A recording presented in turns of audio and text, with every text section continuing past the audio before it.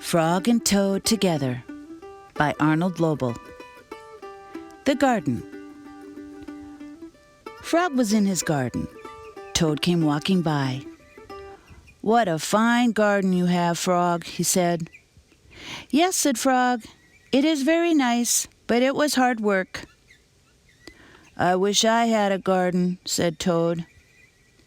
"Here are some flower seeds. Plant them in the ground," said Frog, "and soon you will have a garden." "How soon?"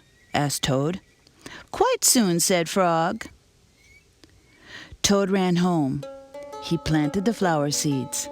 "Now, seeds," said Toad, "start growing." Toad walked up and down a few times. The seeds did not start to grow. Toad put his head close to the ground and said loudly, "Now, seeds, start growing." Toad looked at the ground again. The seeds did not start to grow. Toad put his head very close to the ground and shouted, "Now, seeds, start growing." Frog came running up the path. "What is all this noise?" he asked. "My seeds will not grow," said Toad. "You are shouting too much," said Frog.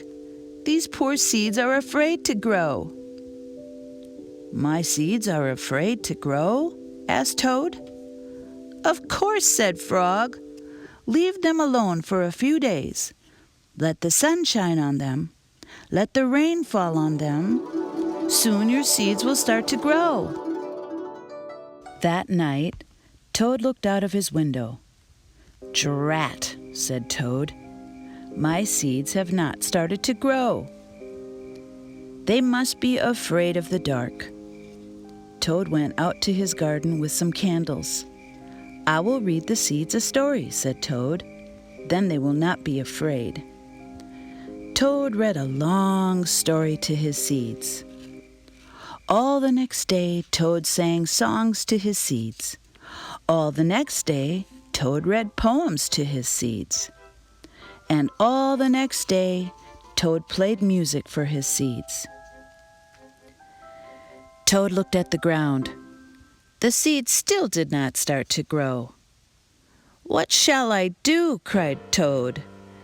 "These must be the most frightened seeds in the whole world."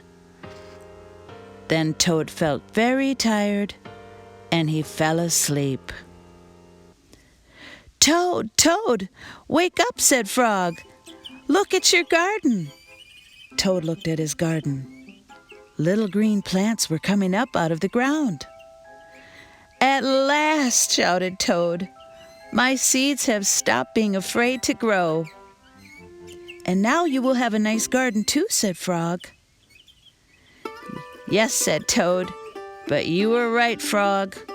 It was very hard work."